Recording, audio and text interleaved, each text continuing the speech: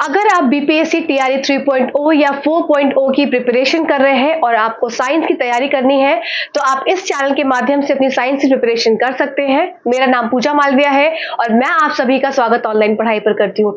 जैसे कि आप सभी को पता है कि यहाँ पर आजकल हम लोग का रिविजन का सेशन चल रहा है। हमने पूरा अपना साइंस को कवर किया है, पूरी साइंस आपको मैंने करवाई है कंप्लीट, चाहे वो आपका वर्ग 1 से 5 हो या 6 से 8 हो, क्लास 10th के लेवल तक का मैंने आपको पूरा कंप्लीट करवाया है। एनसीईआरटीज जो साइंस की आपके टेक्स्ट बुक्स लगी हैं उससे मैंने आपको पूरा कंप्लीट सेशन थ्योरी का लिया है, प्लस मैंने पूरा सेशन एमसीक्यूज का लिया है। जो आपके एनसीईआरटीज के एमसीक्यूज मैंने खुद फ्रेम करे हैं।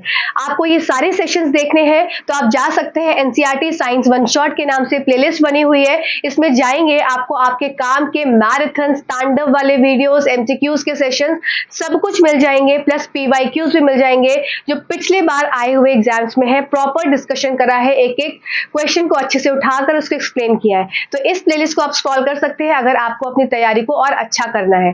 साथ ही साथ यहाँ पर हमारी जो सीरीज चल रही है रिविजन की सीरीज, इसमें अगर अभी भी आपने कोई तैयारी नहीं करी है, आपको भी डर लग रहा है एग्जाम के लिए, तो ये सीरीज आप लोग के लिए चलाई गई है, जिसमें कि डे 1 हमारा हो चुका है। उसमें हमने कुछ टॉपिक्स को कवर किया है, जैसे इलेक्ट्रिसिटी हो गया और डिफरेंट टॉपिक्स, जिसमें कुछ पीवाईक्यूज मैंने डिस्कस करे हैं जो कि आपके आते हैं एग्जाम में। आपने लास्ट जो आपका कैंसल पेपर है उसको देखा होगा, उसमें क्या था, पीवाईक्यूज से बहुत सारे कॉन्सेप्ट्स को लेकर क्वेश्चन को फ्रेम किया गया था। तो पीवाईक्यूज को रिवाइज करना इस मोमेंट पे बहुत ज्यादा इंपॉर्टेंट हो जाता है। तो ये सेशन के रिवीजन की जो खासियत है वो यही है कि इसमें आपको एनसीईआरटी तो रिवाइज करवाऊंगी ही मैं, एनसीईआरटी के चैप्टर्स तो हम रिवाइज करेंगे, इसके साथ नए कॉन्सेप्ट्स भी रिवाइज करेंगे, प्लस इसके साथ साथ मैं आपको जितने पीवाईक्यूज अभी तक आपके आए हैं उनका मैं रिविजन कराऊंगी, जिससे कि उससे रिलेटेड कोई कॉन्सेप्ट आए तो आपका एग्जाम में गलत ना हो। तो इन सेशन से जुड़ जाइए अगर आपने अभी तक कोई भी तैयारी नहीं करी है। क्लास 10th के लेवल तक का मैं बार बार बोल रही हूँ, क्लास 10th एनसीईआरटी तक का मैंने आपको पूरा कवर कराया है अभी तक, और आगे भी क्लास 10th लेवल तक का ही मैं कवर कराऊंगी। तो यहाँ पर वर्ग 1 से 5, 6 से 8, 9 से 10 इन सभी के लिए ये सारे वीडियोस हेल्पफुल रहेंगे, चाहे वो जनरल साइंस हो, चाहे वो आपके जो main subject as a science आता है उसमें क्लास 10th के लेवल तक का आपके लिए यहाँ पर पूरा कवर होने वाला है। तो चलिए, आज का डे 2 है हमारा, आज हम और भी सारे टॉपिक्स को कवर करेंगे। ऐसे ही ये सीरीज आपकी एग्जाम तक चलती रहेगी और इन सेशन से जुड़ते रहिए और अपनी तैयारी को और अच्छा करते रहिए। डे 2 है आज, डे 1 नहीं देखा है तो जाकर जरूर देखें। चलिए तो अब स्टार्ट कर देते हैं, है ना। तो अब क्या है, सम नेचुरल फिनोमेना, कुछ नेचुरल जो आपके फिनोमेनाज होते हैं, जैसे कि आपका हो गया, आपने देखा होगा कि लाइटनिंग होती है। लाइटनिंग कैसे, बिजली चमकना, बिजली चमकती है कहाँ, आपके बादल में। तो किस तरह से बिजली जो बादल में चमकती है वो नीचे धरती तक आती है, तो ये हो गई एक नेचुरल फिनोमेना। और आपका जैसे अर्थक्वेक हो गया या आपके थंडर स्टॉर्म हो गया, जो आपका तूफान हो गया, तो ये सब किस तरह से आता है, तो इससे भी क्वेश्चन आपके आते हैं एग्जाम्स में। तो चलिए समझ लेते हैं। सबसे पहले नेचुरल फिनोमेना में जो आपके आवेश होते हैं, ठीक है, आवेश आपका एक तो धनात्मक आवेश और आपका ऋणात्मक आवेश, जो आपके चार्ज होते हैं, पॉजिटिव और नेगेटिव चार्ज। तो ये क्या है, पॉजिटिव चार्ज अगर है या नेगेटिव चार्ज है, तो अगर ये एक साथ है तो ये क्या करेगा, एक दूसरे की तरफ आकर्षित होगा, ठीक है, आकर्षित होगा। तो ये आकर्षित हो रहा है, इसका मतलब ये कैसा है, ये आप इसको, ये एक दूसरे को अट्रैक्ट कर रहा है। तो इससे ये समझ में आया कि जो पॉजिटिव चार्ज है या नेगेटिव चार्ज है, अगर ये दो ऑपोजिट चार्ज है तो इसका ये मतलब क्या है, ये दोनों विपरीत आवेश हैं। विपरीत आवेश, विपरीत आवेश क्या करते हैं, एक दूसरे के पास पास आते हैं, अट्रैक्ट करते हैं।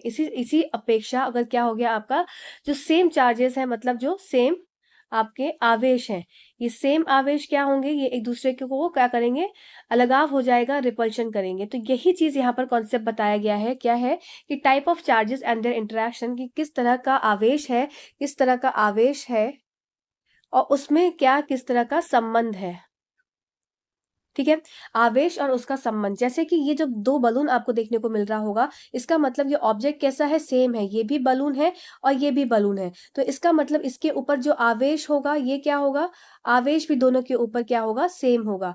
अब सेम आवेश होने की वजह से अगर इसको रब किया जाएगा, इसको रगड़ा जाएगा, घसा जाएगा, तो ये क्या होगा, ये अलगाव की स्थिति हो जाएगी, रिपल्शन की स्थिति हो जाएगी। क्यों, क्योंकि इन दोनों के ऊपर सेम आवेश है, मान लो नेगेटिव नेगेटिव है या पॉजिटिव पॉजिटिव है, ठीक है। अब इसी अपेक्षा क्या, एक और एग्जाम्पल समझेंगे पहले, कि मेरे पास ये दो रिफिल है, इसके अंदर एक ये रिफिल और एक ये रिफिल पड़ी हुई है, ठीक है, दो रिफिल है, दो पेन की जो रिफिल होती है, पेन की रिफिल की बात हो रही है। ठीक है, पेन की रिफिल की बात हो रही है, तो ये तो जो पेन की रिफिल है, तो इसका मतलब ये भी जो रिफिल 1 और रिफिल 2, तो ये दोनों रिफिल कैसी हैं, एक ही ऑब्जेक्ट है, तो इसका मतलब इनके ऊपर जो आवेश होगा वो भी एक सा होगा। अब इनको भी अगर घसा जाएगा तो इससे क्या हो जाएगा, इनके ऊपर भी जो इंटरेक्शन है, जो एक संबंध बन रहा है वो एक सा बन रहा है। इसकी वजह से इसमें भी कैसी स्थिति हो जाएगी, अलगाव की स्थिति हो जाएगी, रिपल्शन की स्थिति हो जाएगी। ठीक है, पर अब यहाँ पर हमको ये देखना है कि कैसे, ऐसे कौन सी सिचुएशन होगी जबकि दो ऑब्जेक्ट्स एक दूसरे को क्या कर रहे होंगे, एक दूसरे को अट्रैक्ट कर रहे होंगे, एक दूसरे को अपनी तरफ खींच रहे होंगे। तो वो क्या होगा, जैसे ये बलून है, ये कैसा बलून है, आवेशित बलून है, या इसको ये बोल सकते हैं अनावेशित बलून है। अनावेशित का मतलब इसमें कोई भी आवेश नहीं है, आवेशित भी हो सकता है, अनावेशित भी हो सकता है, इसमें कोई भी आवेश नहीं है, इसका मतलब इसमें कोई भी चार्ज नहीं है। अब इसको दूसरे, ये क्या है, दूसरी रिफिल है, इसका मतलब ये ऑब्जेक्ट 1 है और ये ऑब्जेक्ट क्या है, ये 2 है। ठीक है, ये ऑब्जेक्ट 2 है और ये ऑब्जेक्ट 1 है, तो इसका मतलब दो डिफरेंट ऑब्जेक्ट है। अब दो डिफरेंट ऑब्जेक्ट को क्या किया, जब इसको रब किया गया, तो रब करने से ये घसा गया आपस में, क्या हो गया, तो इससे क्या हो गया, इसमें आवेश आया, इसकी वजह से क्या हो गया, इसमें आवेश जनरेट हुआ। किसकी वजह से, घसने की वजह से आवेश जनरेट हुआ, इसका मतलब इसमें चार्ज डेवलप हुआ।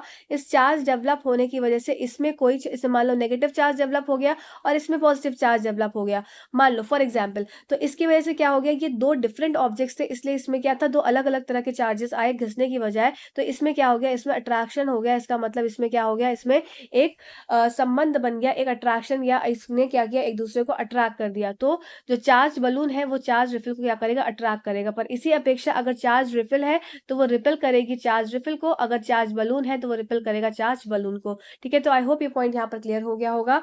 चलिए, इसका मतलब हम ये समझ सकते हैं कि अनलाइक चार्जेस क्या होते हैं, अट्रैक्ट करते हैं, मतलब जो आपके समय अलग अलग चार्जेस होते हैं वो एक दूसरे को अट्रैक्ट करते हैं, और जो सेम चार्जेस होते हैं वो एक दूसरे को रिपेल करते हैं। अब एक ये बहुत इंपॉर्टेंट, एक इम्पॉर्टेंट चीज हो जाती है क्या, आप यहाँ देख सकते हैं कि ये कैसी, ये प्लास्टिक की एक रॉड है। ठीक है, प्लास्टिक की रॉड है, इस पे कोई भी चार्ज नहीं है, मतलब इसका मतलब कि ये अनावेशित है, इसमें कोई भी आवेश नहीं है। और ये सिल्क का क्लॉथ है, इस पे भी कोई आवेश नहीं है। पर जब इनको आपस में क्या करा जाता है, घसा जाता है, रब किया जाता है, तो इसके बाद क्या हो जाता है, ये जो प्लास्टिक की रॉड है इस पे पॉजिटिव चार्ज, धनात्मक चार्ज आ जाता है, और जो आपका सिल्क का क्लॉथ है इसमें आपका ऋणात्मक चार्ज आ जाता है। ये बात यहाँ पर आपको समझनी है। ठीक है, तो जब भी प्लास्टिक रॉड को एक सिल्क के क्लॉथ पे रब किया जाएगा तो प्लास्टिक रॉड के ऊपर पॉजिटिव चार्ज आएगा और सिल्क के क्लॉथ के ऊपर नेगेटिव चार्ज आएगा। इस पॉइंट को याद रखना पड़ेगा। ठीक है, ये सब सारे क्वेश्चन आपके जनरल साइंस में भी आपके हेल्पफुल रहते हैं और आप साइंस में तो हेल्पफुल रहेंगे, तो सारा एनसीईआरटी कंटेंट है, तो आपको पढ़ना जरूरी है। अब बात कर लेते हैं, एक बलून है मेरे पास, वापस एक फुग्गा है और एक क्या है, वुलन का क्लॉथ है। वो बलून पे क्या है, कोई चार्ज नहीं है, अनावेशित है, और वूल जो उसका स्वेटर है, जो ऊन है, उस पर भी कोई चार्ज नहीं है। बट जब आपस में इसको घसते हैं तो बलून के ऊपर नेगेटिव चार्ज आ जाता है और वूल के ऊपर पॉजिटिव चार्ज आ जाता है। इसको आपको याद रखना है। ठीक है, तो एज सच आपको इसको याद रखना पड़ेगा। ये क्लास 8 एनसीईआरटी का टॉपिक है। ठीक है, इसकी मैं पीपीटी ऑलरेडी दे चुकी हूँ टेलीग्राम चैनल पर। क्लास 8 एनसीईआरटी सर्च करेंगे आप मीडिया सेक्शन में, आपको मिल जाएगी। क्लास 8 एनसीईआरटी की नहीं मिलेगी तो आप मुझे बोल देना, मैं वापस से इसको सेंड कर दूंगी। ठीक, चलो अब आगे देख लेते हैं। आगे क्या है, मेथड्स ऑफ चार्जिंग। अच्छा, इससे पहले ना कुछ और इंपॉर्टेंट बिंदु है, इसको आपको नोट करना पड़ेगा और आपसे नोट करना है। कुछ आपको पॉइंट्स को पेपर पेन लेकर बैठा करिए और नोट करिए। इंपॉर्टेंट पॉइंट्स है जो कि पॉजिटिव चार्ज होते हैं और जिनके नेगेटिव चार्ज होते हैं, मतलब जो आपके धनात्मक और जो ऋणात्मक कुछ ऑब्जेक्ट्स है, कुछ ऐसे ऑब्जेक्ट्स हैं जो जिनके के ऊपर क्या होता है, पॉजिटिव चार्ज होता है जब वो रब होते हैं, और कुछ के ऊपर नेगेटिव चार्ज होता है। इसको आपको याद रखना पड़ेगा। चलिए आइए मैं नोट करा देती हूँ। अब आपका काम है इसको नोट करना। ये पीपीटी में नहीं ऐड हो पाएगा तो आप इसको नोट जरूर कर लीजिएगा। जहां मैं बोलूंगी जो चीज आपको नोट करनी है वो आपको नोट करना पड़ेगा। ठीक है, अब चलो देख लो, पॉजिटिव चार्ज किसके ऊपर रहेगा और नेगेटिव चार्ज किसके ऊपर रहेगा, इस चीज को देख लें, धनात्मक और ऋणात्मक। तो फर हो गया, ठीक है, फर। फिर आपका हेयर हो गया, बाल हो गया। ठीक है, इस पे पॉजिटिव चार्ज होता है। ग्लास के ऊपर पॉजिटिव चार्ज होता है। नोट करते जाइए प्लीज जल्दी जल्दी, और ये आपका रिवीजन है, ये फाइनल रिवीजन ही रहे आपका। और वूल, इन सब के ऊपर पॉजिटिव चार्ज देखने को मिलता है। नेगेटिव चार्ज कहाँ कहाँ मिलेगा आपको देखने को, सिल्क हो गया, फिर आपका यहाँ पर पेपर हो गया, पेपर के ऊपर भी नेगेटिव चार्ज होता है। फिर आपका वुड हो गया, ठीक है, फिर आपका बलून हो गया, फुग्गा जिसको बोलते हैं। फिर आपके जितने भी सिंथेटिक फाइबर्स होते हैं, सिंथेटिक फाइबर, इसमें क्या क्या आ जाएगा आपका, पॉलिस्टरीन आ जाएगा, पॉलिस्टरीन। ठीक है, फिर आपका एक्रिलिक, सिंथेटिक वूल जो होता है। ठीक है, फिर आपका पॉलिथीन हो जाएगा, पॉलीथीन। ये सब क्या है, टेफ्लॉन हो जाएगा। ये सब क्या हो जाते हैं, ये सब आपके नेगेटिव चार्जेस वाले होते हैं और पॉजिटिव चार्जेस वाले ये होते हैं। तो इसको यहाँ पर नोट कर लीजिए, इंपॉर्टेंट है आपके एग्जाम पॉइंट ऑफ व्यू से, ठीक है। चलो नेक्स्ट देख लेते हैं। अब इसके बाद क्या है, मेथड्स ऑफ चार्जिंग के चार्ज करने के तरीके। तो इन 3 तरह के तरीके होते हैं जिससे कि आवेश को लाया जा सकता है कहीं भी, जिस कोई भी ऑब्जेक्ट्स में। जैसे सबसे पहले हो गया घर्षण मेथड। तो घर्षण में क्या हो जाएगा, जब 2 तटस्थ वस्तुएं आपस में रगड़ती हैं तो उनके बीच समान और विपरीत आवेश विकसित होता है। तो इसका मतलब यहाँ पर क्या है, यहाँ पर नोट करते चलेंगे ये सब पॉइंट्स को आप, इंपॉर्टेंट पॉइंट्स है। जैसे कि 2 न्यूट्रल ऑब्जेक्ट्स है। अब कैसे ऑब्जेक्ट्स है, मतलब व्हेन 2 न्यूट्रल ऑब्जेक्ट्स, तो एक ये ऑब्जेक्ट हो गया और दूसरा, ये दोनों अलग अलग न्यूट्रल ऑब्जेक्ट्स हैं। तो इसमें भी न्यूट्रल ऑब्जेक्ट्स का मतलब क्या हो गया, इनमें कोई भी चार्ज नहीं है। और जब इनको क्या किया गया, इनको जब आपस में पास में लाया गया, तो पास में लाने से ईच अदर, एक एक दूसरे के पास लाया गया, तो क्या हो गया, इसके ऊपर, इसका मतलब इसको क्या किया गया, घसा गया। तो घसने से क्या हो जाएगा, इस पे विपरीत और समान, इसमें कैसा चार्ज हुआ, विपरीत और क्या हो जाएगा, समान। विपरीत और समान आवेश क्या हो गया, विकसित हो गया। तो इसका मतलब विपरीत और समान, opposite, equal and opposite charges इसमें आपस में क्या हो जाएगा, डेवलप हो जाएगा जब भी कोई न्यूट्रल ऑब्जेक्ट्स वापस में लाए जाएंगे, ठीक है। अब बात करते हैं कंडक्शन विधि। तो कंडक्शन विधि कैसी होती है, जिसमें कि एक ऑब्जेक्ट क्या हो जाएगा, एक ये ऑब्जेक्ट है और दूसरा ऑब्जेक्ट मैंने बना दिया ये, ठीक है। मेरे पास ये 2 ऑब्जेक्ट्स है, ठीक है। It is a process of charging the अनचार्ज objects by charge objects. मान लो ये वाला मेरे पास क्या है, चार्ज है, इस पे मेरे पास क्या है, धनात्मक आवेश है, और ये वाला क्या है, अनचार्ज है। इसका मतलब ये है कैसा, अनचार्ज्ड, अनचार्ज, इसमें कोई भी चार्ज नहीं है। और ये कैसा है, ये मेरे पास है चार्ज, इस पे कैसा, पॉजिटिव चार्ज है, ठीक है। अब क्या किया, इसको क्या करना है, इसको चार्ज को अनचार्ज को चार्ज करना है। मतलब जिसके ऊपर आवेश नहीं है, आवेश रहित है, आवेश विहीन है, उसको आवेशित करना है। तो इसका चार्ज क्या होना चाहिए, इस पे ट्रांसफर होना चाहिए। ये कैसे होगा ट्रांसफर, जबकि क्या होगा, ये दोनों एक दूसरे के पास जाएंगे। जब ये एक दूसरे को टच करेंगे, एक दूसरे को छुएंगे और रगड़ेंगे, तब क्या होगा, इसका पॉजिटिव चार्ज इसके ऊपर आ जाएगा और ये कैसा हो जाता है, इसका सेम पॉजिटिव चार्ज इसके ऊपर आ जाता है। तो मतलब पॉजिटिव का पॉजिटिव ही आ गया। तो ये जो अनचार्ज ऑब्जेक्ट था उसका उतना ही नंबर, मतलब जितने चार्ज थे उसके पास, चार्ज के पास, उतने ही अनचार्ज के पास आ गए। तो it is a process of charging the अनचार्ज object by charge object through touching. It is in this process same charge, इसमें कैसा, सेम चार्ज डेवलप होता है कंडक्शन विधि में, जो आपकी चालन विधि होती है, डेवलप बिटवीन द 2 ऑब्जेक्ट्स। तो चालन या स्पर्श द्वारा आवेशित वस्तु द्वारा अनावेशित वस्तु को आवेशित करने की प्रक्रिया है। इस प्रक्रिया में दोनों वस्तुओं के बीच समान आवेश विकसित होता है, ठीक है। नेक्स्ट बात करते हैं लास्ट, इंडक्शन विधि। तो इंडक्शन विधि में क्या हो जाता है, अब जैसे यहाँ पर क्या हो जाएगा, ये हमारा हो गया वापस से, ये एक चार्ज हो गया और दूसरा बना लेते हैं, जैसे हमने फर्स्ट थर्ड सेकंड वाले बनाया था, ये अनचार्ज है। अब ये चार्ज है, इसका मतलब इसके ऊपर कैसा, पॉजिटिव चार्ज है, इस पे मान लो इस पे पॉजिटिव चार्ज है फॉर एग्जाम्पल। अब इसने क्या किया, इसको करना है, इसको वापस से चार्ज, जो आपका अनचार्ज है, इसको क्या करना है, इसको चार्ज करना है। अब इसको चार्ज करना है तो यहाँ पर एक शर्त लगा दी कि इसको छूना नहीं है, मतलब विदाउट टचिंग वाली एक शर्त लग गई। तो इंडक्शन विधि ऐसी होती है, प्रेरण विधि ऐसी होती है कि जिसमें कि टचिंग या डायरेक्ट कांटेक्ट नहीं होता। और डायरेक्ट कांटेक्ट नहीं होता तभी भी क्या हो जाता है, वो जो अनचार्ज ऑब्जेक्ट है, ये कैसा है, ये अनचार्ज है, इस पे कोई भी चार्ज नहीं है, तो ये अनचार्ज है। और ये कैसा है, ये आवेशित है, इसका मतलब ये चार्ज है। तो it is a process of charging अनचार्ज object with the help of charge object without touching. इसमें क्या हो जाता है, equal and opposite force, equal and opposite charge develop होता है। इसका मतलब पॉजिटिव का क्या हो जाएगा, यहाँ पर नेगेटिव चार्ज आ जाएगा। तो हमने कंडक्शन विधि में क्या देखा कि सेम चार्ज आ जाते हैं पर टच की जरूरत होती है। फ्रिक्शन में क्या देखा, घर्षण में क्या देखा कि दो दो न्यूट्रल ऑब्जेक्ट्स हैं, उसमें इक्वल एंड अपोजिट चार्ज आ जाते हैं। इसमें फिर हमने इंडक्शन में, प्रेरण में क्या देखा कि इसमें पॉजिटिव चार्ज, जो चार्ज था वो नेगेटिव चार्ज की तरफ आ जाएगा, मतलब कि पॉजिटिव जो है नेगेटिव में कन्वर्ट हो जाएगा जब भी अनावेशित जो ऑब्जेक्ट है उसको चार्ज करेगा, ठीक है। ये पॉइंट्स आपको, 3 मेथड्स आपको क्लियर हो गए होंगे, इंपॉर्टेंट है, क्वेश्चंस कई बार आपके वनडे एग्जाम्स में इससे पूछे गए हैं। किस तरह से कंडक्शन में कैसा चार्ज आता है, टच की जरूरत है कि नहीं है, इंडक्शन में टच की जरूरत है कि नहीं है, और कैसे चार्ज आता है, पॉजिटिव आता है कि नेगेटिव आता है कि सेम रहता है, ये सारे पॉइंट्स आपको याद रखने होंगे। चलिए अब बात कर लेते हैं स्टोरी ऑफ लाइटनिंग। जैसे आपकी जो बिजली चमकती है, तो बिजली चमकने की एक स्टोरी है, उसको यहाँ पर समझना है, किस तरह से तूफान आता है, तो हम इसको डायग्राम से समझेंगे। जो आपके क्लाउड्स होते हैं, इसमें क्या है, ये टकराव, जब क्लाउड्स आपस में, जब बादल बादल आपस में टकराते हैं, जब बादल आपस में टकराते हैं तो इनके बीच में क्या है, कुछ चार्जेस, कुछ आवेश आ जाता है। जैसे कि जब बादल आपस में टकराए तो इसमें चार्ज आ गया, आवेश आ गया, तो आवेश आपका जो ऊपर की साइड होता है, ऊपर का एरिया होता है, उसमें पॉजिटिव चार्ज आ जाता है, और जो नीचे का बादल का, क्लाउड्स का एरिया होता है, उसमें नेगेटिव चार्ज आ जाता है। और आपके ग्राउंड में भी कैसा चार्ज आ जाता है, पॉजिटिव चार्ज आ जाता है। अब ये कैसे पॉजिटिव चार्ज आया, कैसे नेगेटिव चार्ज आया, आइए इसको पहले समझ लेते हैं। तो बादल में देखो, बादल में क्या होता है, आवेश के जमा होने पर, तो यहाँ देख सकते हैं, ये आपको क्लाउड्स दिख रहे हैं, ये सर क्लाउड्स हैं, ठीक है। तो बादल में क्या है, ये आवेश जमा हो रहे हैं। तो आवेश के जमा होने के कारण क्या होता है, बिजली उत्पन्न होती है। तो बिजली कैसे उत्पन्न होती है, कि अगर से पूछा जाए कि बिजली क्यों उत्पन्न होती है, कैसे उत्पन्न होती है, तो बादल में आवेश के जमा होने के कारण it is caused by the accumulation of charges in the clouds due to rubbing. और ये किसकी वजह से होता है, रबिंग की वजह से, बादल के आपस में टकराने की वजह से। तो आप देखो, समझो इसको, क्या यहाँ पर बात होती है। जैसे ही तूफान आया तो क्या हुआ, तूफान आया, तूफान आया तो तूफान के साथ अब क्या लेके आता है, तूफान अपने साथ हवा लेके आता है।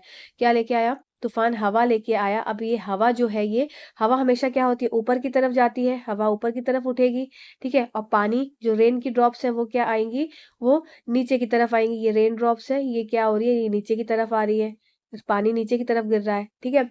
हवा ऊपर की तरफ जाती है, पानी नीचे की तरफ जाता है, नीचे आता है। तो इसकी वजह से क्या है, पॉजिटिव और नेगेटिव चार्जेस डेवलप हो जाते हैं। तो ये पॉजिटिव चार्ज हो गया और ये नेगेटिव चार्ज हो गया। हवा ऊपर की तरफ गई, पानी नीचे की तरफ आया, इसकी वजह से पॉजिटिव और नेगेटिव चार्ज डेवलप हो जाते हैं।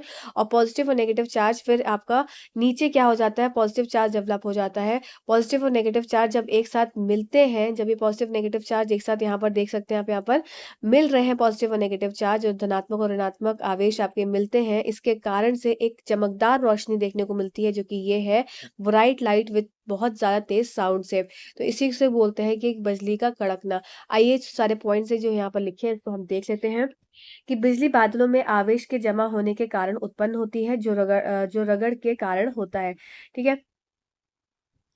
तूफान के दौरान हवा की धाराएं ऊपर की ओर और पानी की बूंदें नीचे की ओर बढ़ती हैं, और ऐसा जोरदार गति के कारण, चार्ज के अलग अलग होने के कारण होता है, ठीक है। क्या है, and this is cause due to separation of charges due to vigorous motion. Vigorous motion के कारण ये सब, मतलब ये इतनी तेजी से होता है कि इतने ज्यादा चार्ज इसमें आ जाते हैं। As a result of this process the positive charge collect near the upper as.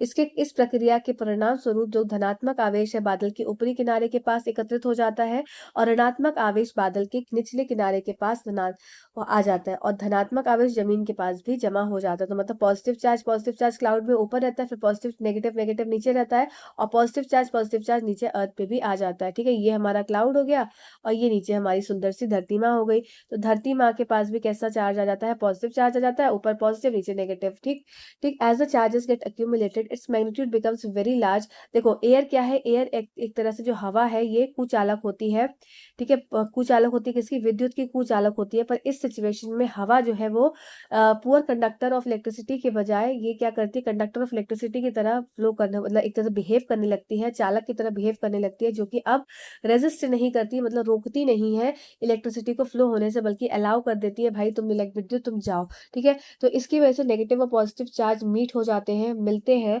ऋणात्मक और धनात्मक आवेश मिलकर उज्ज्वल प्रकाश और ध्वनि की धारियां उत्पन्न करते हैं। इस प्रक्रिया को इलेक्ट्रिक डिस्चार्ज के नाम से भी जाना जाता है। आई होप ये पॉइंट यहाँ पर क्लियर हो गया होगा। चलिए नेक्स्ट देख लेते हैं। नेक्स्ट क्या है आपका, सेफ्टी मेजर्स। देखो, इससे आपका क्वेश्चन पिछली बार PYQ है ये आपका, ठीक है। PYQ है आपका, ये पिछली बार आपका TRE 2 में आ चुका है क्वेश्चन।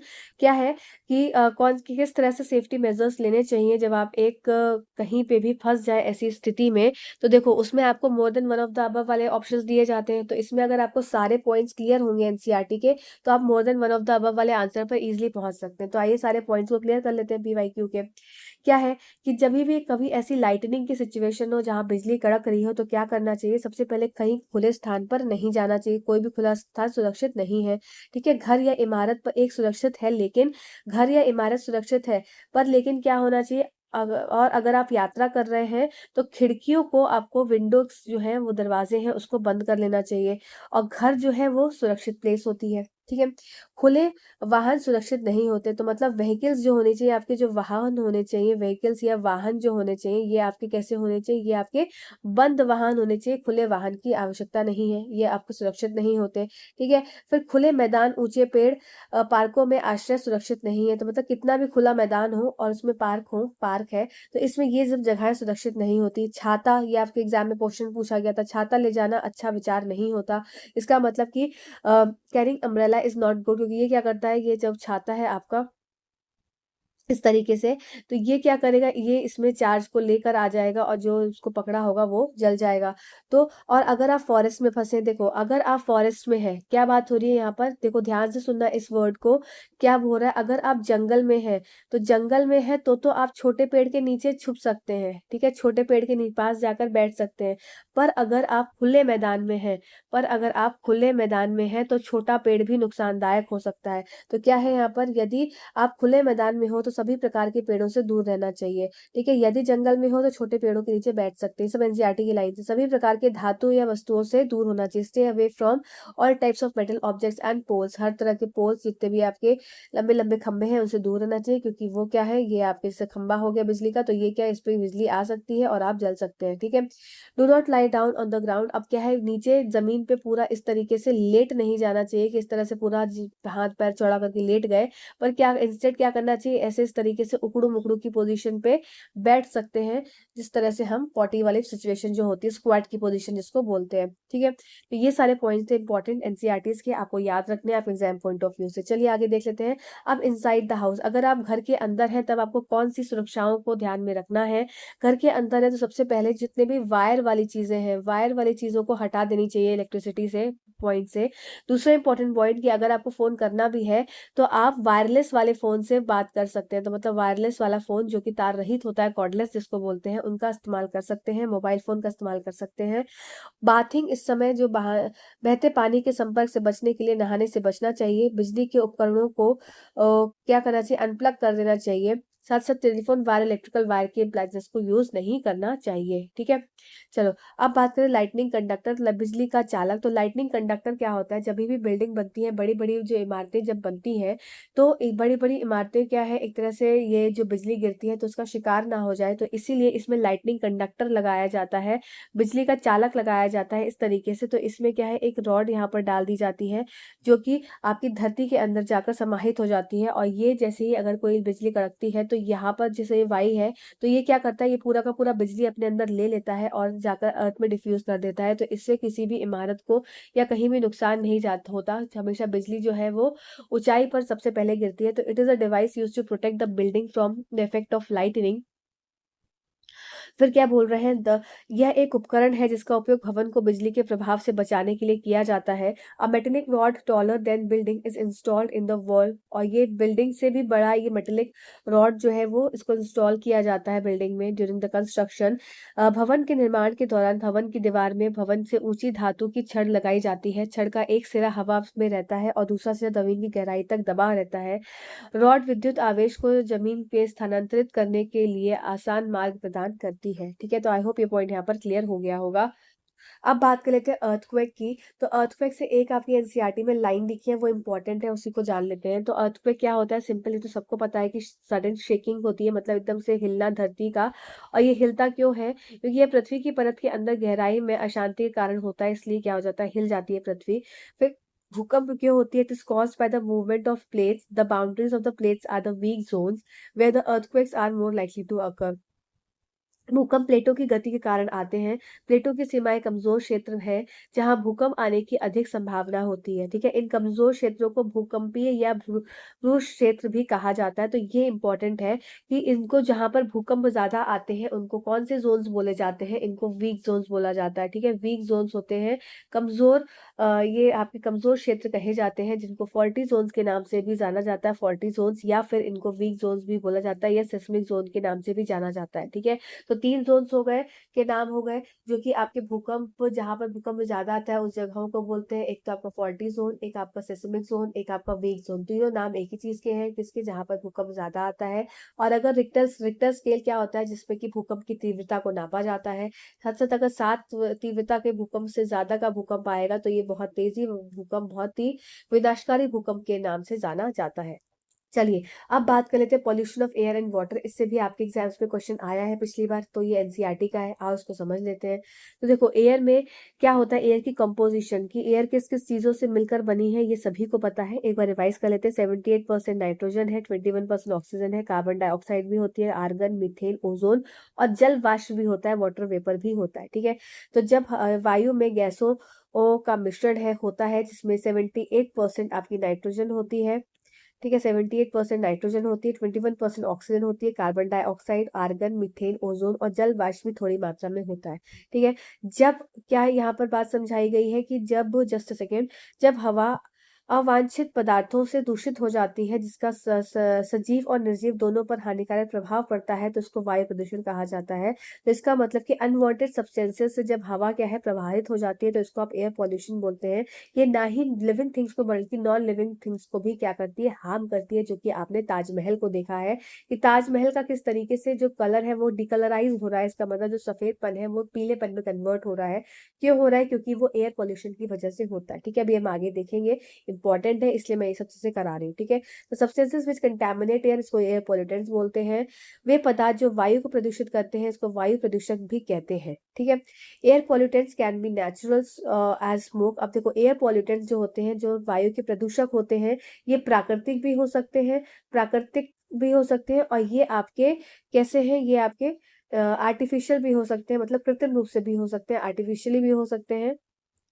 अब आर्टिफिशियली कैसे होगा, जैसे कि आपका हो गया किसी इंडस्ट्री में काम करना, या किसी ऑटोमोबाइल का एग्जॉस्ट, या बर्निंग ऑफ फायरवुड, फैक्ट्री से कुछ बर्न करना। तो ये सब चीज कैसे हो जाती है, ये सब चीज आप आर्टिफिशियली या कृत्रिम रूप से करते हैं। पर प्राकृतिक में क्या हो जाएगा, जैसे कि जंगल में आग लग गई। अब जंगल में आग लग गई, कोई चाहा तो नहीं कि भाई जंगल में आग लग जाए, पर जंगल में आग लगने से क्या हो गया कि प्रदूषण हो गया, धुआं आया, स्मोक डेवलप हुआ। ठीक है, इसी तरह से वोल्केनो का इरप्शन, तो वो भी क्या है, बहुत ज्यादा अपने साथ बहुत सारे एयर के पॉल्यूटेंट्स को लेकर आता है। तो ये सब क्या हो जाते हैं, प्राकृतिक रूप से हो जाते हैं। ठीक है, अब बात कर लेते हैं, क्या इंपॉर्टेंट चीज है ये, vehicle produce high level of pollutants like carbon monoxide, carbon dioxide, nitrogen oxide and smoke.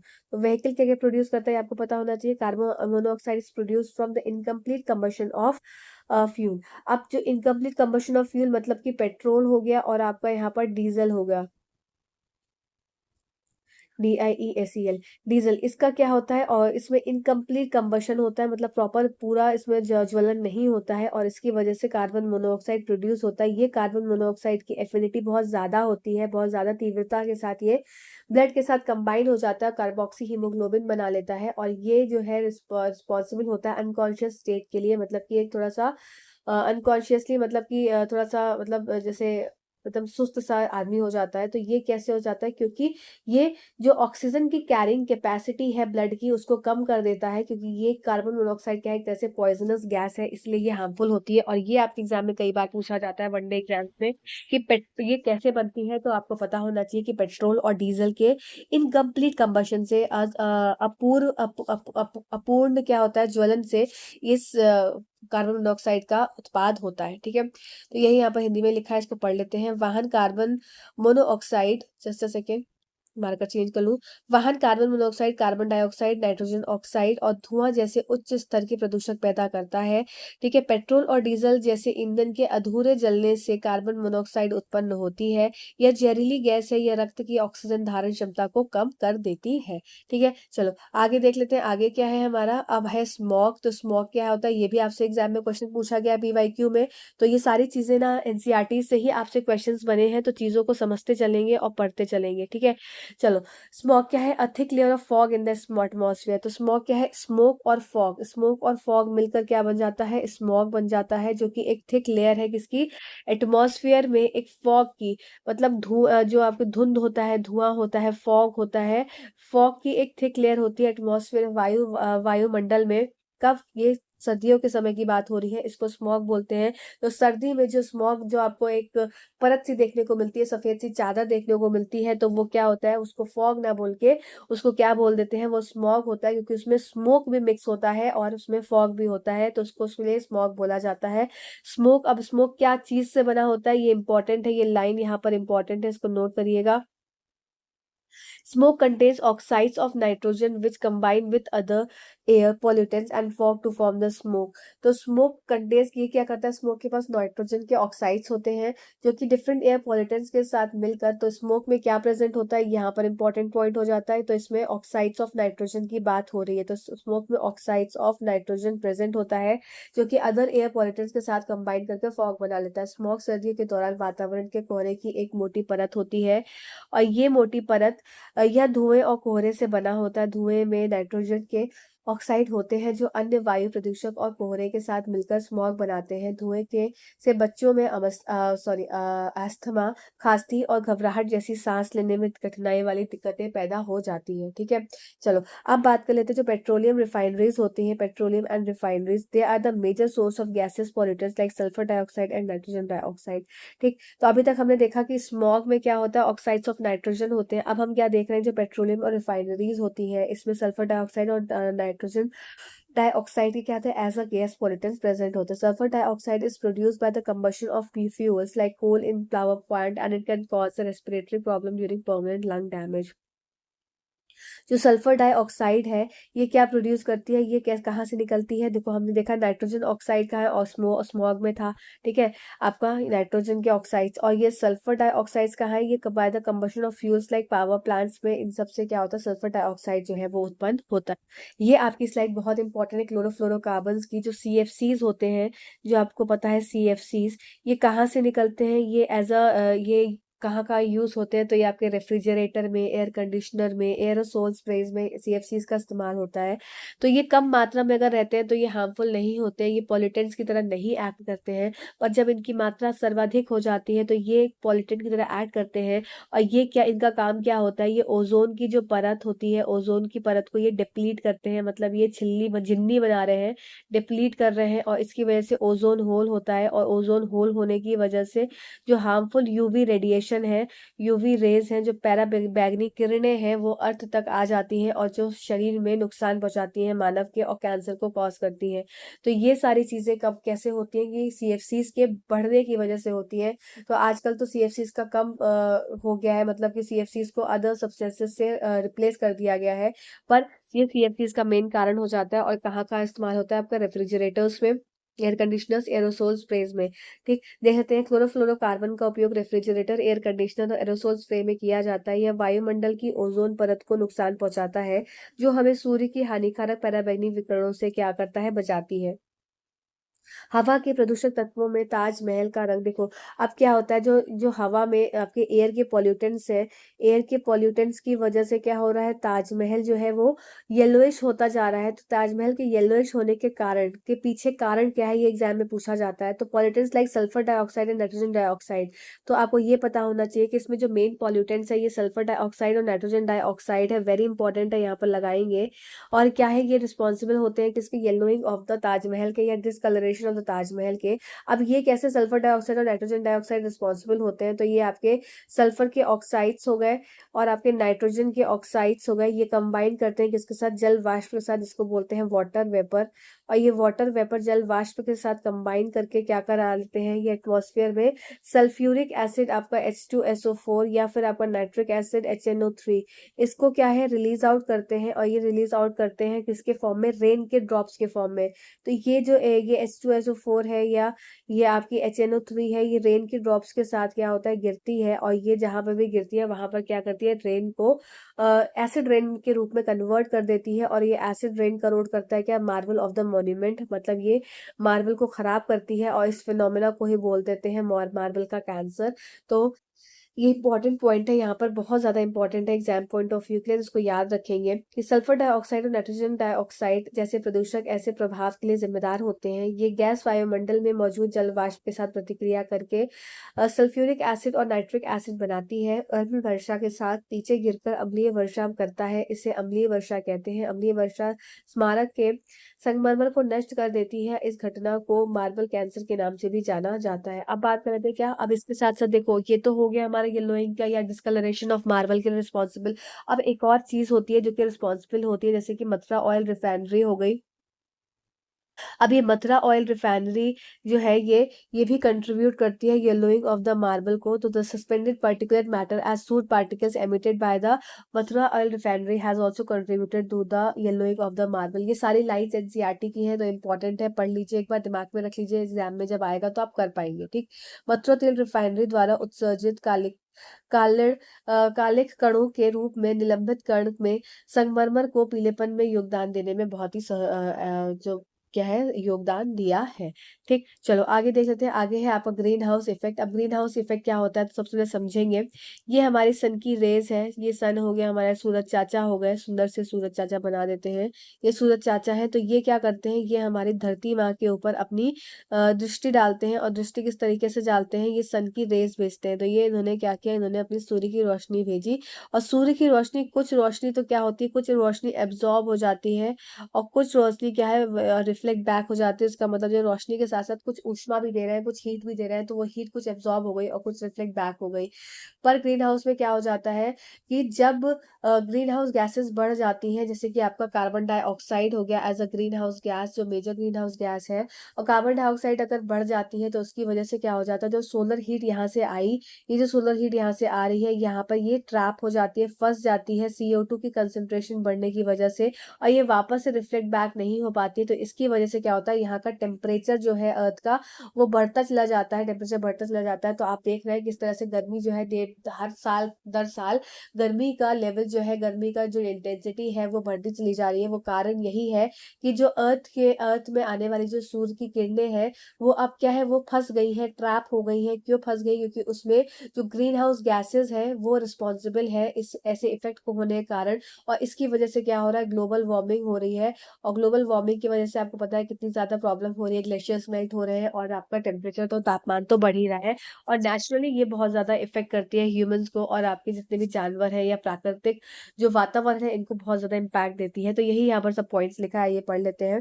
अच्छा, और इसके लिए क्योटो प्रोटोकॉल का एग्रीमेंट किया गया जिससे कि ग्रीन हाउस एमिशन की गैसेस को कम कर सके, ये एक एग्रीमेंट बनाया गया। तो ये भी इंपॉर्टेंट है कि कौन सा एग्रीमेंट बनाया गया to reduce the emission of green house gases. तो क्योटो प्रोटोकॉल है, एनसीईआरटी की लाइन है, याद कर लीजिएगा। चलो आप देख लेते हैं तो क्या लिखा है यहाँ पर कि सूर्य की किरणें पृथ्वी की सतह को गर्म करती है और पृथ्वी पर पड़ने वाली विकिरण का एक भाग पृथ्वी द्वारा अवशोषित कर लिया जाता है। तो मतलब कुछ सूर्य की रेज पृथ्वी तक आई तो कुछ तो एब्जॉर्ब हो गई और कुछ क्या हो गई, वापस चली गई। तो ये सन से वापस चली गई, ठीक है।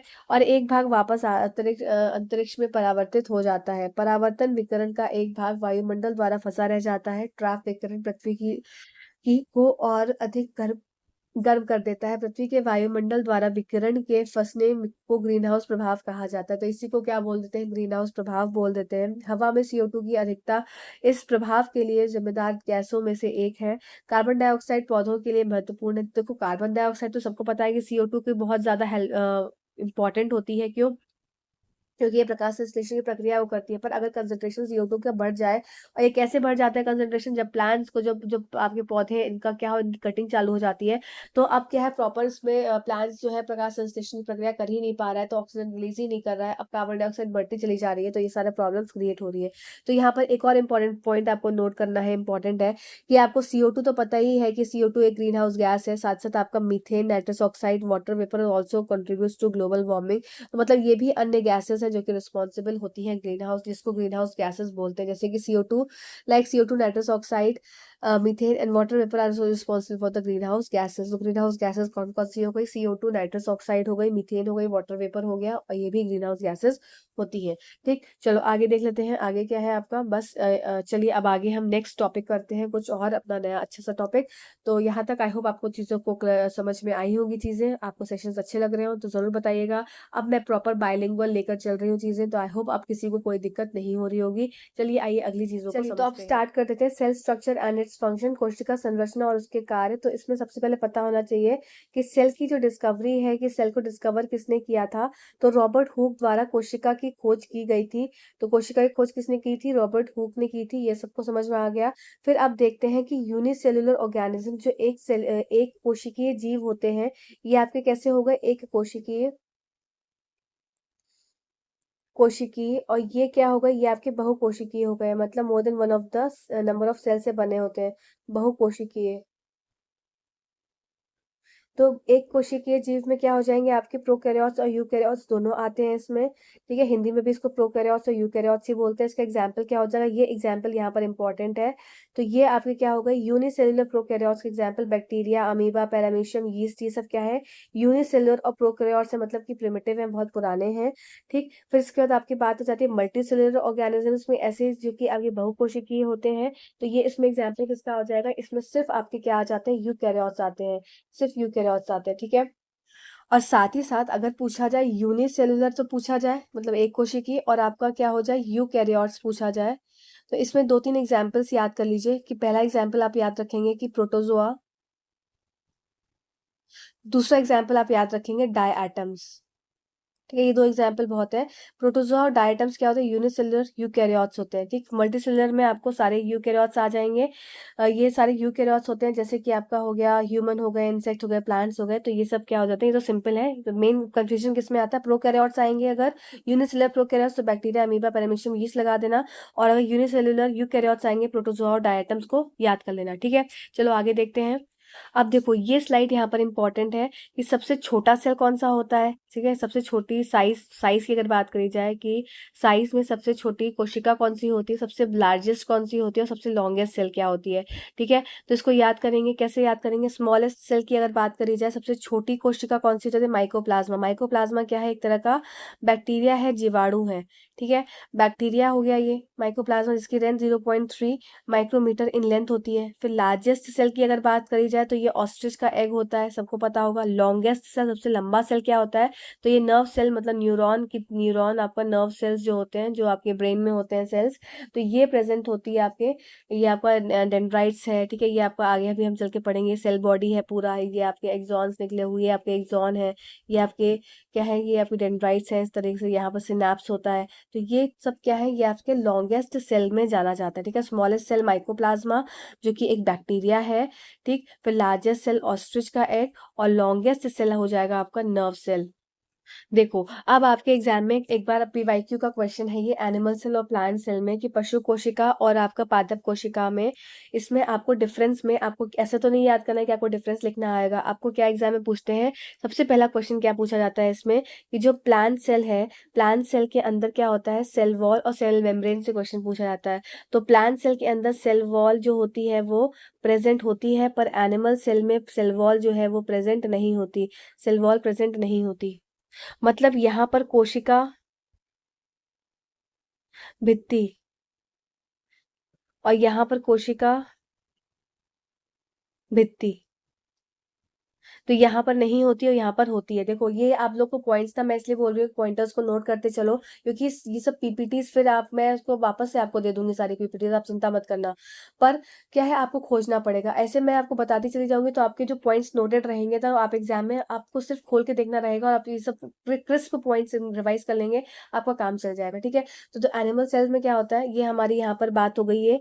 ये मैंने बात की प्लांट सेल की, और ये बात करी मैंने एनिमल सेल की। तो प्लांट सेल में क्या होता है? सेल वॉल प्रेजेंट होती है, और मतलब कोशिका भित्ति होती है, और एनिमल सेल में नहीं होती। इसी जगह पर आपके जो सेल, आपकी जो नेक्स्ट जो मेम्ब्रेन हो जाती है, प्लाज्मा मेम्ब्रेन, या फिर इसको सेल मेम्ब्रेन के नाम से भी जाना जाता है। तो ये प्लाज्मा मेम्ब्रेन या सेल मेम्ब्रेन दोनों में प्रेजेंट होती है। ठीक है, अब बात कर लेते हैं क्या तीसरा इंपॉर्टेंट पॉइंट है जो एग्जाम के लिए इंपॉर्टेंट हो जाता है, कि इसमें वैक्यूल और इसमें वैक्यूल, दोनों में वैक्यूल प्रेजेंट होता है, पर इसमें क्या होता है, बड़ा होता है वैक्यूल, और इसमें क्या होता है, छोटी जगह घेरता है वैक्यूल। ठीक है, तो बड़ा होने की वजह से क्या है, सेल को टर्जिडिटी प्रोवाइड करता है, मतलब ये कोशिका को क्या करता है, स्फीति प्रोवाइड करता है, स्फीति, टर्जिडिटी प्रोवाइड करता है, टर्जिडिटी।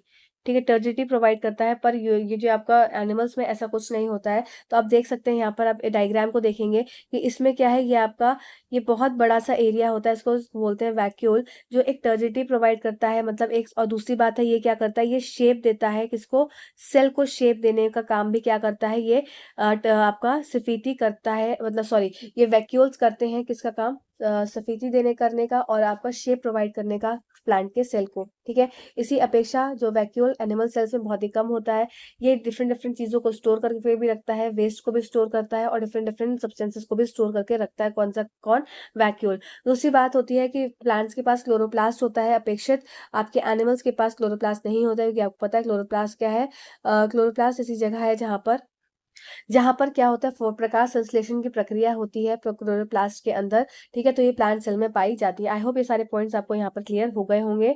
चलिए नेक्स्ट बात कर लेते हैं, सेल मेम्ब्रेन। तो सेल मेम्ब्रेन क्या है, जो कि मैंने आपको बताया, सेल मेम्ब्रेन क्या होती है, it separates the cell from other cells, it gets the shape to the cell. Plasma membrane क्या होती है, अंदर होती है, ये सिलेक्टिवली परमेबल होती है, मतलब कि कुछ को अलाउ करती है सब्सटेंस को, कुछ को अलाउ नहीं करती है। सेल वॉल क्या होती है, आउटर होती है, थिकर होती है, जो कि प्रोटेक्शन के लिए प्लांट्स के लिए रिक्वायरमेंट होती है। साइटोप्लाज्म क्या, जेली लाइक स्ट्रक्चर होता है। न्यूक्लियस क्या, नाभिक होता है, जिसमें क्रोमोसोम्स पाया जाता है, जो कि जीन्स को कैरी करते हैं। ठीक है, प्लास्टिक्स का काम क्या होता है, रिस्पॉन्सिबल होते हैं manufacturing and sorting of food, फिर storing of food. These are often contain pigments that are useful in photosynthesis.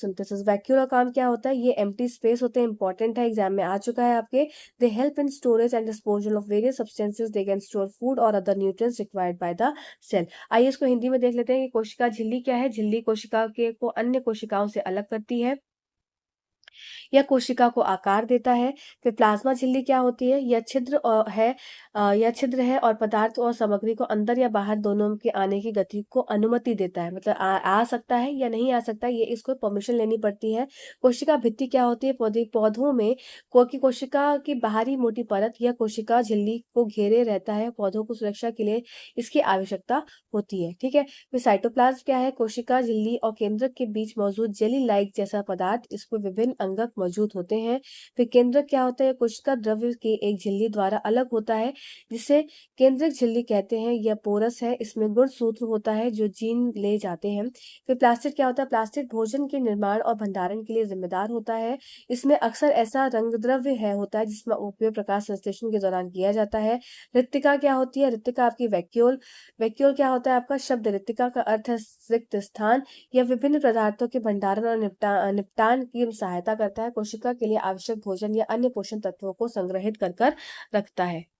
अब देखो, अब यहाँ से आपके एसेक्सुअल या अलैंगिक प्रजनन है, तो एसेक्सुअल मोड ऑफ रिप्रोडक्शन, इसमें कई तरह से आपको एग्जाम्स जो है, एग्जाम में किस तरह से क्वेश्चन पूछते हैं, जैसे मैच द फॉलोइंग हो गया, या आपको डिफरेंट डिफरेंट दे दिया, एक आपको दे दिया कि कौन सी विधि के, मतलब फ्रैगमेंटेशन विधि, विखंडन विधि किसमें होती है, तो आपको डिफरेंट डिफरेंट उसके एग्जाम्पल्स दे दिया, अब आपको छांटना है, तो इसके लिए आपको सारी विधि, कौन सा प्रोसेस रिप्रोडक्शन का लग रहा है, प्रजनन का कौन सी प्रक्रिया लग रही है और किसमें लग रही है, ये आपको पता होना चाहिए। ठीक है, चलो आओ देख लेते हैं। सबसे पहले बडिंग है, तो बडिंग किसमें होगी, बडिंग बडिंग आपकी होती है, एग्जाम्पल हाइड्रा और यीस्ट में आपको बडिंग देखने को मिलती है। तो कहाँ कहाँ हो गई बडिंग आपकी, हाइड्रा और यीस्ट के अंदर बडिंग देखने को मिलती है। ठीक है, तो ये दो एग्जाम्पल आपको इंपॉर्टेंट है याद करने के लिए, कि बड के नए व्यक्ति का विकास होता है, नए इंडिविजुअल का डेवलपमेंट होता है, जिसको बड बोलते हैं, और ये आपको हाइड्रा और यीस्ट में देखने को मिलती है। ठीक है, और देख सकते हैं यहाँ पे हाइड्रा में किस तरह से बडिंग है, ये हाइड्रा हो गया आपका, और यीस्ट कैसे होता है, यीस्ट के सेल में इस तरह से बड्स लग जाते हैं और ये रिमूव आउट हो जाते हैं, ऊपर से ऐसे डिटैच हो जाते हैं, तो नया इंडिविजुअल जो है बन जाता है। फ्रैगमेंटेशन, विखंडन, विखंडन की विधि क्या है, शैवाल पौधे में पाई जाती है। फ्रैगमेंटेशन स्पाइरोगैरा में पाया जाता है, तो एक और वर्ड यहाँ पर आप लिखेंगे, एल्गी भी हो सकता है या स्पाइरोगैरा, स्पाइरो गैरा, तो विखंडन की विधि आपको एल्गी एल्गी या स्पायरोगैरा दिया हो तो इसमें आप किसी में भी लगाएंगे। बाइनरी फिजन आपको देखने को मिलता है क्या, अमीबा में देखने को मिलता है बाइनरी फिजन। और साथ ही साथ यहाँ पर एक और एग्जाम्पल आपको नोट करना है अपने बुक में, यहाँ पर मेरा शायद रह गया लिखना। तो बाइनरी फिजन में अमीबा तो हो गया, साथ साथ आप बैक्टीरिया को भी यहाँ पर लिखेंगे। पर अगर इसकी जगह पर मल्टीपल फिजन आ जाए, मतलब बहुकोशिकीय आपका विखंडन आ जाए, यहाँ पर बहुकोशिकीय विखंडन आ जाए, द्विकोश आधारी हो गया, फिर बहुआधारी अगर विखंडन आ जाए, मतलब मल्टीपल फिजन आ जाए, तब मल्टीपल फिजन के आपके एग्जाम्पल हो जाएंगे प्लाज्मोडियम, नोट कर लो, प्लाज्मोडियम हो जाएगा, और दूसरा आपका हो जाएगा एल्गी। ठीक है, इसमें एल्गी भी इसका एग्जाम्पल हो जाएगा, तो ये आपको इसमें याद रखना है। ठीक, बाइनरी फिजन हमने क्या देखा कि अमीबा हो गया, बैक्टीरिया हो गया, और आपको मल्टीपल फिजन में प्लाज्मोडियम और एल्गी आपको याद रखना है। ठीक, चलो नेक्स्ट देख सकते हैं सेक्सुअल रिप्रोडक्शन। तो सेक्सुअल रिप्रोडक्शन में ये प्रोसेस होता है जैसे कि फीमेल का ओवम, वो जो उसका अंडा है, अंडा, और मेल का स्पर्म।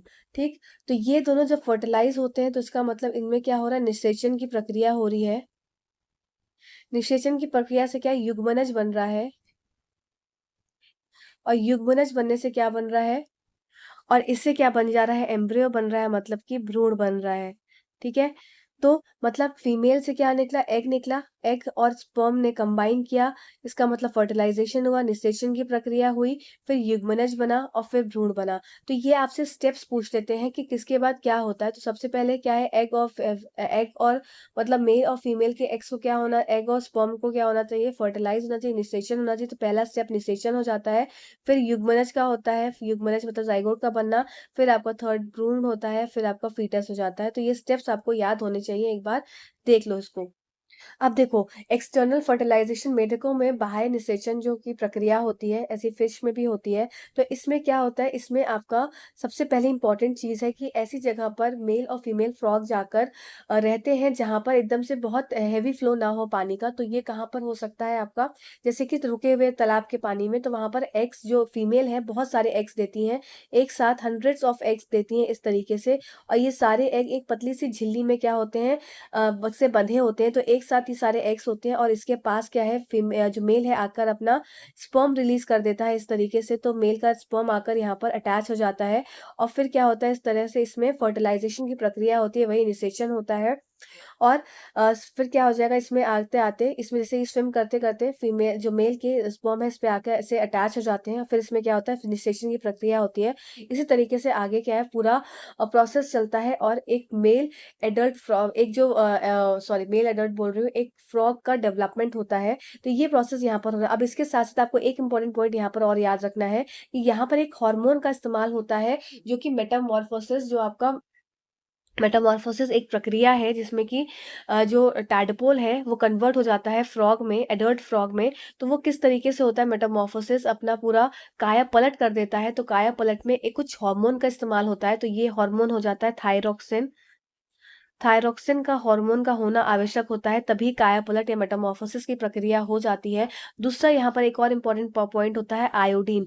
तो आयोडीन जो है पानी में प्रेजेंट होना चाहिए, और साथ साथ हार्मोन भी प्रेजेंट होना चाहिए थायरोक्सिन, तभी जाके कायापलट की प्रक्रिया हो जाती है। ठीक है, तो यही सब यहाँ पर लिखा है, आइए मैं इसको पढ़ देती हूँ। कि वसंत या बरसात के मौसम के दौरान मेढक और टोड तालाबों में को और धीमी गति से बहने वाली नदियों की ओर चले जाते हैं। जब नर और मादा पानी में एक साथ आते हैं तो मादा सैकड़ों अंडे देती है। मेढक का अंडा खोल से ढका होता है, और तुलनात्मक रूप से बहुत नाजुक होता है। जेली जैसे परत से अंडों के एक साथ रखती है और अंडों की सुरक्षा प्रदान करती है। जैसे ही अंडे दिए जाते हैं, नर उन पर शुक्राणु जमा करते हैं। प्रत्येक शुक्राणु अपनी लंबी पूंछ की सहायता से अपने से पानी में अनियमित रूप से तैरता है। शुक्राणु अंडों के संपर्क में आते हैं और निषेचन इससे होता है। ठीक है, अब सेम चीज क्या हो जाती है, अब देखो इसमें, अच्छा इसमें शायद रह गया है वो पॉइंट, इसमें जस्ट अ सेकेंड, हाँ ये है आपका कि role of a hormone in completing the history of insect and frog.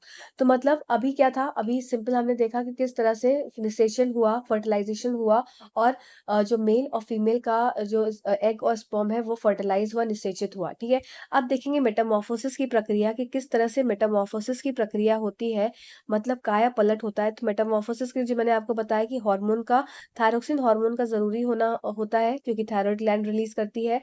फिर thyroxine requires the presence of iodine, इसकी आवश्यकता होती है जो कि पानी में प्रेजेंट होना चाहिए। अगर आयोडीन सफिशिएंट नहीं होता है तो टैडपोल जो है वो एडल्ट में कन्वर्ट नहीं हो पाता है। इस पॉइंट को आपको याद रखना है कि लार्वा से एडल्ट स्टेज को कन्वर्ट करने के लिए इसको कायापलट बोलते हैं, कि जब वयस्क लार्वा से वयस्क में परिवर्तित को कायापलट कहा जाता है, और कायापलट के लिए थायरोक्सिन और आयोडीन का होना आवश्यक है। ये इंपॉर्टेंट पॉइंट था, यहाँ पर ये आपको नोट करना है, ठीक है। चलो आगे देख। अब एक पॉइंट अलग सा है केमिस्ट्री का जो कि एकदम से बीच में आ गया, पर मैं आपको नोट करवा दे रही हूँ। आपके एग्जाम में क्वेश्चन आया था टिन वाला, कि टिन कैंस को क्यों यूज करते हैं। तो आपका आंसर क्या हो जाएगा कि tin cans are use for storing foods, और ये इलेक्ट्रोप्लेटिंग क्या हुआ, टिन ऑन टू आयरन, मतलब कि आयरन के ऊपर एक तरह से इलेक्ट्रोप्लेटिंग कर दी जाती है जिससे कि टिन बन जाता है, तो इसलिए टिन कैंस का इस्तेमाल करते हैं। अब टिन क्यों इस्तेमाल करते हैं, tin is less reactive than iron, क्योंकि टिन जो होती है वो लेस रिएक्टिव होती है किससे, आयरन से, ठीक है। तो इसलिए इसका इस्तेमाल करते हैं। तो food does not come in contact with iron and is protective from getting spoil. तो आपका सिर्फ एक रीजन हो जाएगा एनसीईआरटी के हिसाब से कि टिन जो होती है वो लेस रिएक्टिव होती है आयरन से। फिर खाद्य पदार्थों के भंडारण के लिए उपयोग किए जाने वाले टिन के डब्बे लोहे पर टिन के जो आपके प्लेट करके बनाए जाते हैं। टिन लोहे की तुलना में कम प्रतिक्रियाशील होता है, भोजन आयरन के संपर्क में नहीं आता और खराब होने में से बच जाता है, ठीक है। ऐसी कोटिंग ऑफ जिंक जो है, कोटिंग ऑफ जिंक होती है, ये आयरन के ऊपर क्या होती है, जिंक की कोटिंग कर देते हैं। आयरन के ऊपर जिंक की कोटिंग कर दी इस तरीके से, तो क्या होता है, इससे कोरोजन से बच जाता है। और इसको कहाँ पर बनाया जाता है, लगाया जाता है ब्रिजेस और ऑटोमोबाइल्स में लगाया जाता है, जिससे कि उसमें जंग ना लगे और वो चीज खराब ना हो। चलिए अब कल के सेशन में, ये अभी तक यहीं पे स्टॉप करती हूँ मैं। अब कल के सेशन में थोड़ा सा लंबा सेशन करूंगी मैं, 2 घंटे का करीब, जिसमें काफी टॉपिक्स आपके और कवर हो जाएंगे। केमिस्ट्री से स्टार्ट करेंगे जिसमें कंबशन ऑफ फ्लेम वाला चैप्टर कर लेंगे, फिर एसिड बेस कर लेंगे, मेटल नॉन मेटल कर लेंगे। तो मेन चैप्टर्स आपके बड़े बड़े क्लास 10th वाले निपट जाएंगे, ठीक है। तब तक है धन्यवाद, चैनल से जुड़े रहिए, रोज आपको कुछ ना कुछ मिलता रहेगा। इसका कंटेंट जो है वो मैं वापस से, सबको दिक्कत हो रही है तो मैं वापस से सारे पीडीएफ आप तक पहुंचा दे रही हूँ, आप उसमें से छांट लेना, ठीक है। Thank you so much watching this video, thank